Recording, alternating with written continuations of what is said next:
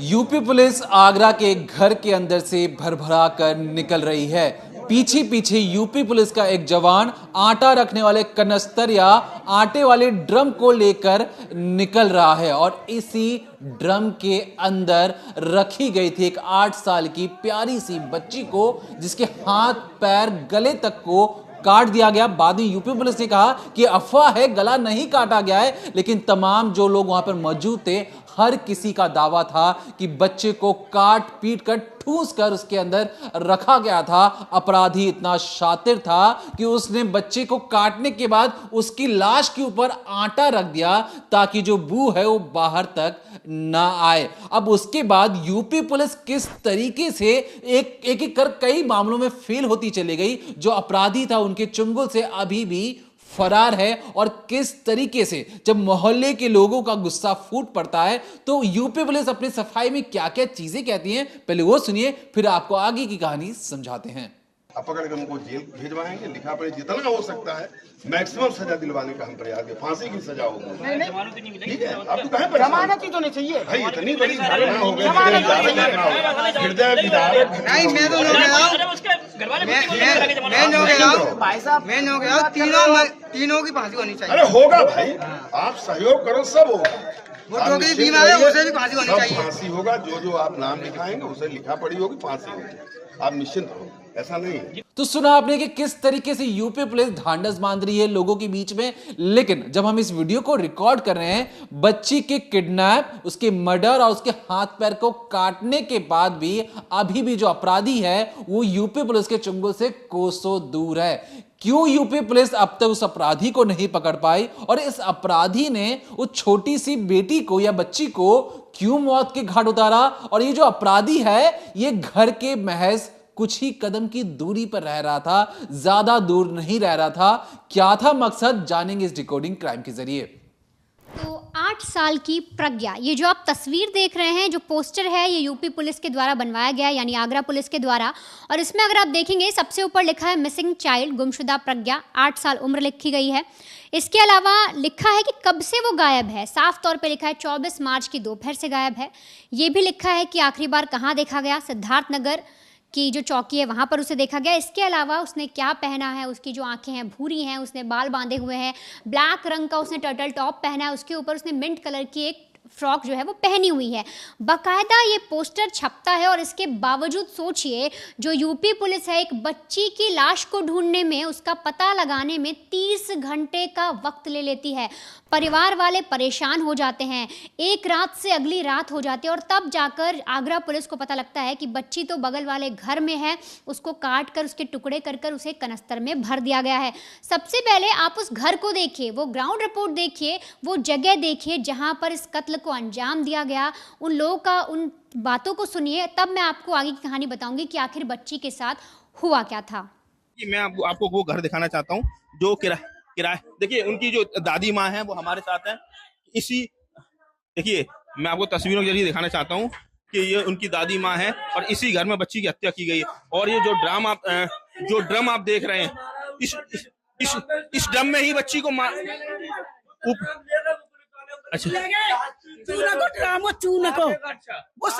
आटे का जो ड्रम होता है, कनस्तर बोल दो, कनस्तर, वही आटे को ना देखो सर ने आज मोड़े चढ़े, मोड़े ने टारो टोरो कल पुलिस वाले ने वो ड्राम ही ना देखो, सब देखो। आरोपी जो सुनील है उससे आप लोगों के संबंध ठीक थे या कुछ? जबते तो ठीक है, वो अब दारू पी के हम बजा देते भाई।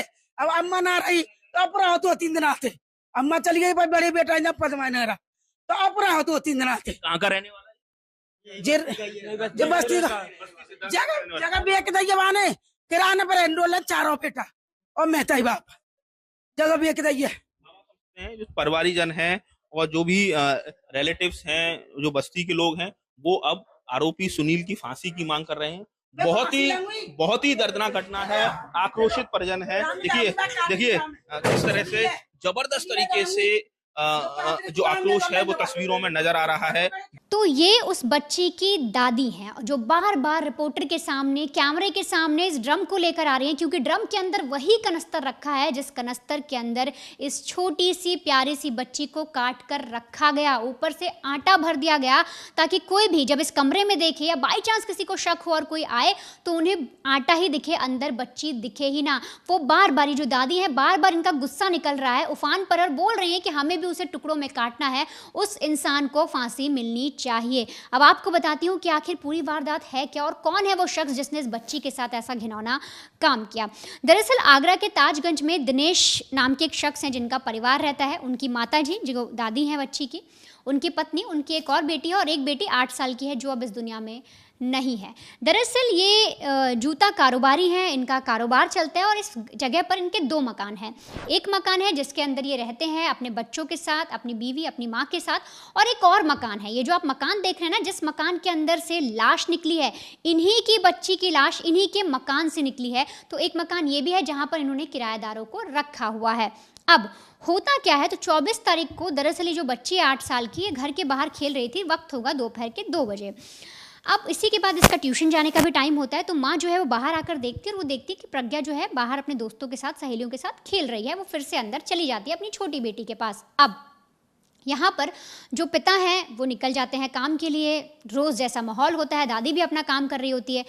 1 घंटे बीतने के बाद जब प्रज्ञा घर में नहीं दिखती या कहीं भी नहीं दिखती तो माँ बाहर आकर देखती है, वो फिर से चीज़ें देखती है, तो उन्हें लगता है कि शायद जो प्रज्ञा है, जो बच्ची है, ये ट्यूशन चली गई है, क्योंकि उसके ट्यूशन जाने का टाइम हो गया था।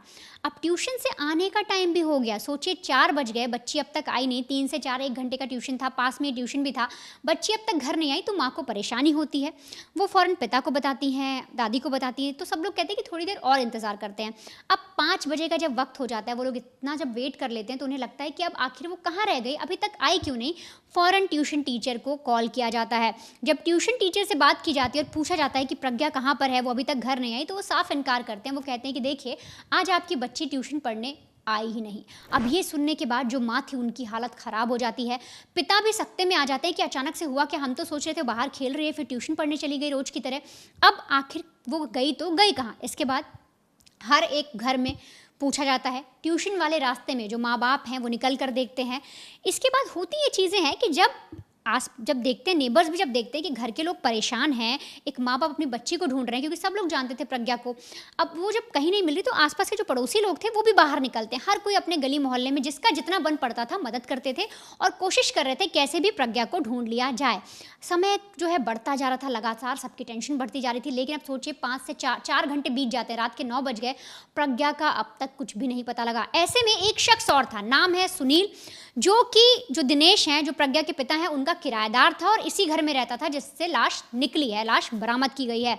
अब वो जो सुनील था वो बार बार कहता है कि देखो प्रज्ञा कहीं मिल नहीं रही, एक काम करते हैं, पुलिस स्टेशन चलते हैं, हमें दबाव बनाना पड़ेगा, हमारी बच्ची ऐसे कहाँ गायब हो गई। और फ़ौरन जो सुनील है, आसपास के जो और पड़ोसी लोग हैं, जो पिता दिनेश हैं, वो सारे पुलिस स्टेशन पहुँचते हैं।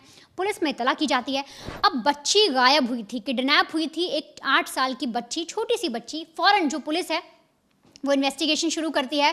दूसरी तरफ जब 2-3 घंटे बीत जाते हैं, बच्ची नहीं मिलती है, तो पुलिस जो है ये पोस्टर जो आप देख रहे हैं मिसिंग का, ये भी बनवा लेती है, हर जगह दीवारों पर लगवा दिया जाता है। अब इधर होता ये है कि 24 तारीख की पूरी रात, सोचिए 9 से 10, 10 से 11, 12 बजते चले जाते हैं और पुलिस जो है अपनी इन्वेस्टिगेशन कर रही थी। तभी वो जब सीसीटीवी पर उनकी नज़र जाती है आसपास की गलियों में, तो वो सोचते हैं क्यों ना इन गलियों के सीसीटीवी को चेक किया जाए। अब एक एक करके सारे सीसीटीवी जब चेक किए गए तो उसमें दिखता है कि 3 बजे के आसपास जो ये छोटी सी बच्ची है, ये एक दुकान से चिप्स खरीद रही है। अब ये जो तस्वीर दिखती है पुलिस को, ये उसकी आखिरी तस्वीर थी, यूँ समझिए इसके आखिरी डिजिटल फुटप्रिंट थे जिसमें पहली बार या बच्ची जो है वो चिप्स खरीदते दिखती है। अब ना इसके आगे कुछ दिखता है, ना इसके पीछे का कुछ पुलिस को पता लगता है। पुलिस भी परेशान कि आखिर बच्ची चली तो गई, आखिर गई कहाँ। अगला दिन लग जाता है, यानी 25 तारीख आ जाती है, सुबह सुबह सूरज चढ़ता है, पुलिस वाले रात से लगे हुए थे, 10 टीमें बना ली जाती हैं, हर कहीं तहकीकात की जाती है। ये तक देखा जाता है कि कहीं कोई बच्ची को उठा कर तो नहीं ले गया, कहीं ऐसी किडनैपिंग तो नहीं होगी, बच्ची खुद ही किसी खेत वेत के रास्ते बाहर तो नहीं चली गई। हर एक जगह जो है पुलिस की टीमें लग जाती है, जहाँ सीसीटीवी नहीं है वहाँ भी जाँच पड़ताल की जाती है। लेकिन इसी सिलसिले में होता ये है कि जो पिता हैं वो जब समय बीतता है, 25 तारीख की रात हो जाती है, आप समझिए मोटा मोटा 25 घंटे बीत जाते हैं, तो वो बोलते हैं कि सर मुझे डाउट है, हमारा जो किराएदार सुनील है वो आपके पास आया था कंप्लेन लेकर। वो कल तक तो मेरे साथ था, लेकिन आज सुबह से जब मैं उसे फ़ोन करने की कोशिश कर रहा हूँ, उसका पता लगाने की कोशिश कर रहा हूँ, तो वो उसका नंबर नहीं मिल रहा, स्विच ऑफ जा रहा है, उससे कोई बातचीत नहीं हो पा रही और आज सुबह से वो गायब है। तो मुझे हो ना हो उस पर शक है। तो एक आप काम करिए, हर चीज़ की तलाशी लीजिए। आप सबसे पहले हमारे घर से शुरुआत करिए, आस पड़ोस के घरों की तलाशी लीजिए और हर तरह से जैसे भी आप कर सकते हैं आप हर एक घर की तलाशी लीजिए। अब पुलिस को जब लगता है कि हमने हर कहीं दूर दराज में ढूंढ लिया, क्यों ना घर के अंदर ही तलाशी शुरू की जाए। तो आप यूँ समझिए, जिस घर में बच्ची रहती थी, जो पिता का घर था, वहाँ भी तलाशी होती है, आस पड़ोस के घर में तलाशी होती है, और ये जो घर है जिसके अंदर किराएदार सुनील रहता था, इस घर की भी तलाशी होती है। एक एक कमरे को छाना जाता है, छत को छाना जाता है, हर कमरे को देखा जाता है। दिखता है कि एक ड्रम रखा हुआ है, ड्रम के अंदर कनस्तर भी है, आटे जैसा कुछ दिखता है। लेकिन जैसे जो पुलिस की टीम है वो कमरे में दाखिल होती है, उन्हें बदबू आना शुरू होती है। अब बदबू जैसे जैसे वो पास जाएं वैसे वैसे और बढ़ जाए। सबसे पहले दूर से देख के लगता है कि एक ड्रम है नीले रंग का, उसके अंदर कनस्तर रखा हुआ है, तो उसमें क्या ही हो सकता है, आटा ही रखा होगा या खाने पीने का कोई सामान होगा। लेकिन जिस हिसाब की बदबू थी वो पुलिस को मजबूर करती है। जो सिपाही थे वो आगे तक जाते हैं, वो ड्रम से जो भी सामान ऊपर रखा था उन्हें हटाते हैं और देखते हैं कनस्तर नीचे रखा था जिसमें कुछ आटे जैसी चीज़ थी। जब उसको हटाकर देखा जाता है, क्योंकि बदबू बहुत तेज़ है, तो खून के निशान दिखते हैं, मतलब कुछ खून के धब्बे जैसे दिखता है, और फ़ौरन उसे खाली किया जाता है। तो अंदर छोटी सी प्रज्ञा, जिसे काट कर ठूंसा गया था, उसकी लाश मिलती है। लाश देखते ही माँ की हालत ख़राब होती है, वो बेहद परेशान हो जाती हैं, वो बेहोश पड़ जाती हैं और सबको समझ में आ जाता है कि कातिल है तो है कौन, क्योंकि सुनील वो गायब है। अब आखिर जब इस बच्ची को पोस्टमार्टम के लिए ले जाया गया, जब इन्वेस्टिगेशन की गई, इसके बाद क्या चीज़ें निकल कर आती हैं, जब पुलिस ने पूरी छानबीन की, तो पुलिस को क्या पता लगा कि आखिर ये जो किराएदार था इसने इस बच्ची का कत्ल क्यों किया। क्या इसने इस बच्ची के साथ रेप भी किया? इसने इस बच्ची का कत्ल करने के पीछे इसका मोटिव क्या था? कौन सी ऐसी वजह थी? क्या कोई नफरत थी, परिवार से कोई दुश्मनी थी? आप आगे वो भी समझिए, लेकिन उससे पहले जानिए जो बच्ची की चाची हैं, वो जो पूरी कहानी बता रही हैं, वो बता रही है किस तरह से सुनील ने उनका पूरा घर बर्बाद कर दिया। पूरा मामला ये है कि कल 3 बजे से लड़की गायब है। उसका प्रज्ञा था, उसका 8 साल की लड़की थी। हाँ, तो हमने ये कैमरों में सब में धुड़वाई है, वो लड़की नहीं निकली है। उधर दिखवाई थी, उधर दिखी थी थोड़ा सा, फिर उसके बाद इसी चौक में से ही गायब हो गई है, वो फिर नहीं मिली है। इधर भी एक कैमरा लगा हुआ है, उधर भी देखिए लड़की, उधर भी नहीं मिली है। इधर भी देखिए, इधर भी नहीं। मतलब यही चौक खा गया है, ये समझ लो। पुलिस पे वो करी थी, कंफर्म किया था, तो उसने बोला था कि ढूंढ रहे हैं, देख रहे हैं।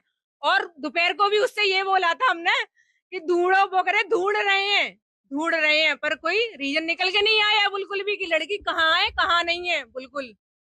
अब सारे घरों में ढूंढा था उसको, हमारे भी घर में देखा था, सारी गोबर चौकी में देखा था। फिर वो पुलिस चली गई, जाने के बाद फिर दूसरी पुलिस आई है, तो आते ही वो ताला टूटा था या तोड़ा था, तो पहले ही पुलिस ने बोला था दोपहर को कि लड़की मिल जाएगी, शाम तक मिल जाएगी। तो उनको पता था, तब क्यों नहीं बताया था उन्होंने? कैसे हालत में मिली? उसके टुकड़े मिले थे, उस आटे के कनस्तर में थे, उसमें खोल के नहीं दिखाया, उसमें लड़की थी अंदर, ऊपर से आटा डाल दिया था। ऊपर उसी के कमरे में मिली है, किराएदार के में। और उसका नाम वो है, सुनील है उसका नाम। काम करता था, पेस्टिंग का काम करता था, या इनके यहाँ पे भी करता था, वहाँ पे भी करता था। इनके बड़ा भाई है, उनके में वो रह रहा था, 1 साल से रह रहा था, 1 साल से रह रहा है ना, 1 साल से रह रहा है। दूसरी लग गई है उसको। क्या लगता है? कुछ नहीं लगता है, हमारा तो बस रहता था यहाँ पे किराए पे। उसके माँ बाप रहते थे। हम तो ये चाहते कि जैसी हमारी लड़की के टुकड़े करे हैं वैसे ही उसके टुकड़े चाहिए हमें। फांसी नहीं, जैसे वो तड़प तड़प के मारी है ना, उसको भी ऐसी तड़प तड़प के पिटना चाहिए, मारना चाहिए। ये इंसाफ चाहिए हमें। घर वालों की हालत खराब है। एक 8 साल की प्यारी सी बच्ची जो इस दुनिया को छोड़कर जा चुकी है, और जिस तरीके से उसे मारा गया है वो किसी भी माँ बाप के लिए देख भरना उनके लिए तकलीफ दे होता है। और ऐसे में पड़ोस में रहने वाले खुद का एक किराएदार जो हर महीने जो किराए का पैसा देता था, जब वही ये सारे काम कर दे, जिसे हर मोहल्ले में हर गली में ढूंढा जा रहा था, वो नाक के नीचे उस बच्ची को मारकर बैठा हुआ था। जब इसके बारे में हमने जांच पड़ताल करनी शुरू की, हमने पूछने की कोशिश की कि दरअसल ये शक हुआ तो हुआ क्यों सुनील के ऊपर। तो सुनील की कहानी आपको जाननी जरूरी है। सुनील पहले कामकाजी था, उसके पास काम था, लेकिन अचानक से उसकी नौकरी चली जाती है। नौकरी चली जाती है, फिर उसकी जिंदगी में इस तरीके से बदलाव आता है कि जो उसकी बीवी भी थी वो भी उसे छोड़कर चली जाती है। मतलब आर्थिक तौर पर तो कमजोर हो चुका था और जिंदगी में भी उसके उथल पुथल मचना शुरू हो चुकी थी। अब इसके बाद अक्सर ये हो रहा था कि जब भी ये लोग किराए का पैसा मांगने जाते, ये कहता कि देखिए मेरी तो नौकरी जा चुकी है, मेरी बीवी मुझे छोड़ के जा चुकी है और ऐसे में मेरे पास पैसे नहीं है, मैं कुछ इंतजाम कर रहा हूं, जल्दी जब पैसे हो जाएंगे मैं आपको पैसे मुहैया करवा दूंगा। अब जो किराएदार है, जो मालिक थे, उन्होंने कहा ठीक है कोई बात नहीं, तुम रहो तब तक। लेकिन इसी बीच सुनील की जो माता जी है उनका भी देहांत हो जाता है और उसके बाद दिमागी संतुलन सुनील का खो जाता है। लेकिन फिर भी जो किसी तरीके से वो अपना जीवन यापन करता है और लगभग कुछ ही समय पहले उसने 5,000 रुपए हाउस रेंट भी दिया था किराएदारों को। मतलब ये जो प्रज्ञा के जो माता पिता है उनको 5,000 रुपए दिया भी और कहा कि मैं आने वाले समय में और भी पैसे जुटाकर आपको सौंप दूंगा। अब यहां पर सुनील ने ये सारी चीजें क्यों की, किस लिए की? क्योंकि जो पोस्टमार्टम है आज लगभग गुरुवार है और आज ही की सुबह सुबह 9 से 9:30 बजे की सुबह सुबह पोस्टमार्टम भी हुआ। पोस्टमार्टम की जो रिपोर्ट है हमने पता करने की कोशिश की, लेकिन पुलिस और डॉक्टरों की तरफ से अब तक कुछ भी साफ तौर पर नहीं बताया जा रहा है। जितने भी मोहल्ले के लोग थे उन्होंने ये दावा जरूर किया कि देखिए जो हाथ पैर को काटकर यानी गले को भी काटकर उसके अंदर भरकर रखा गया था। लेकिन पुलिस ने दावा यह किया है, देखिए हम दोनों तरफ की आपको बातें बता रहे हैं, पुलिस ने दावा जरूर किया है कि देखिए ये महज अफवाह भर है, बच्ची की गले को नहीं काटा गया है, वो ऐसे इंटैक्ट उसके अंदर रखा गया था, लेकिन बाकी सारी चीजें काट कर रखी गई थी। लेकिन हमारे कुछ जो सूत्र हैं और जो मोहल्ले के जो लोग हैं उन्होंने जब पहली बार आंखों देखी जो चीजें देखी, उन्होंने ये दावा जरूर किया है कि बच्ची को जिस तरीके से काटा गया था, जो गला था वो शरीर से जुड़ा हुआ नहीं था और ऐसे में जो सुनील था उसने हाथ पैर को काट कर अंदर ठूस के रखा था। अभी जो सारी बातें क्यों आ रही थी, क्या किडनैपिंग हुई थी, क्या उस बच्ची के साथ कोई गलत काम भी हुआ था, इस पर अब तक पुलिस ने चुप्पी साधी हुई है। लेकिन हां, पुलिस इस मामले को एक तरीके से हत्या का मामला मानते हुए उस पर आगे की जांच पड़ताल कर रही है और समझना चाह रही है कि जो सुनील है वो किस कदर कहां भागा, कैसे भागा, क्योंकि सुनील ने इस चीज को सुनिश्चित जरूर कर लिया था कि किसी भी सीसीटीवी कैमरे में वो नजर ना आए, कि अक्सर जो बच्ची को अगर वो किडनैप करने जा रहा है तो किसी सीसीटीवी कैमरे में उसका चेहरा ना दिखे। और शराब पीने का ये जो आदी सुनील था अक्सर नशे में रहता ही था, लेकिन ये नशे में रहता था, दिमागी संतुलन खराब था, आर्थिक तंगी थी, परिवार में कई सारी मजबूरियां थी।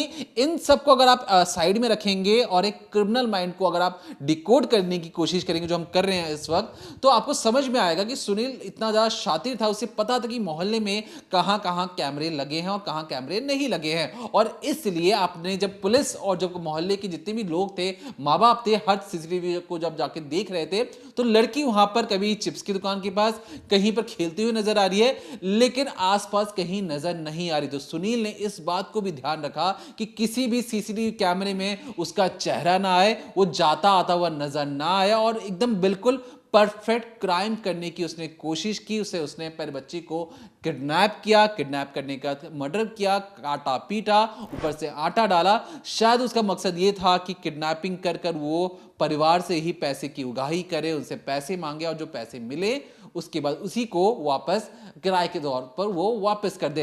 लेकिन जब सुनील ने मर्डर किया और जिस तरीके से वो गायब हुआ, ना ही कोई उसे पुलिस पता लगा पा रही है, ना ही उसका फोन ऑन है, और इस वजह से पुलिस को दिक्कत हो रही है कि सुनील तक पहुंचा तो पहुंचा कैसे जाए, क्योंकि मार कर इस तरीके से छूमंतर हुआ है। वो रेलवे के रास्ते गया कि बस के रास्ते गया, क्योंकि इतना ज्यादा शातिर है कि उसे ट्रैक कर पाना मुश्किल है। और ऐसे में जब लोग ये कहें कि उसका दिमागी संतुलन खराब है, तो ये शातिर क्रिमिनल का माइंड है, दिमाग खराब नहीं है, वो अपने आप को दूसरों से बहुत ज्यादा होशियार समझता है। और इसलिए जब यूपी पुलिस की 10-10 टीमें लगी हैं, तब अभी भी वो उनके चंगुल से बाहर है, मर्डर कर एकदम आजाद घूम रहा है इस दुनिया में, और उसे डर भय के नाम, उसकी नाम के अंदर कोई चीज ही नहीं है। तो हमें लगा कि इस डिकोडिंग क्राइम के जरिए जो सुनील का जो चेहरा हमने इसलिए आपको दिखाया कि अगर चलते हुए बस के अंदर ट्रेन के अंदर अगर आपको सुनील दिखाई पड़े तो यूपी पुलिस को जरूर इत्तला करें कि एक क्रिमिनल, एक हत्यारा, बच्ची को मारने वाला एक शातिर क्रिमिनल आपके सामने बैठा है। तुरंत यूपी पुलिस या जो भी वहां पे पुलिस है आसपास, उन सबको इत्तला करके बताएं कि एक हत्यारा आपके सामने बैठा है। तो फिलहाल के लिए देखते रहिए decoding crime, Monday to Friday शाम 7:30 बजे ओनली ऑन क्राइम तक।